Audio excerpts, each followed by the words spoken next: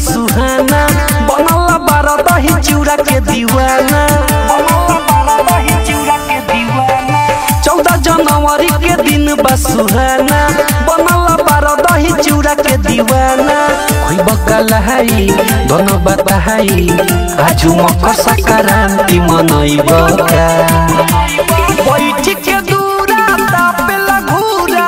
जारा में न होइबो का खिचड़ी मनावे चांद के पार ले जाइबो का बैठ के दूरा तापेला घूरा जारा में न होइबो का खिचड़ी मनावे चांद के पार ले जाइबो का ले जाइबो का चांद के पार म्यूजिक बाय चांद के पार ले जाइबो का ले जाइबो का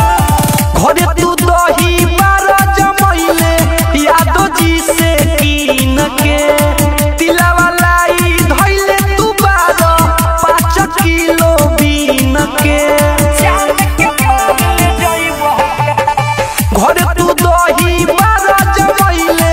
यादो जी से कीन के तिलावा लाई धइले तू बारा 5 किलो बीन के बारा तू हठ चढ़ी के छत पर सुन संगे मोरा पतंग उड़ैबो के बैठ के दूरा तापेला घूरा जारा में न होइबो का खिचड़ी मनावे चांद के पार ले जाइबो का बैठ के दूरा तापेला घूरा जारा में न होइबो का खिचड़ी मनावे चांद के पार ले जाइबो का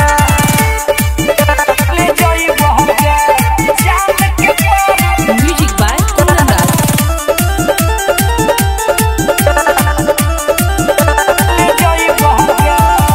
दुआरा पर डीजे लगा के राम के बारा बोलैले हो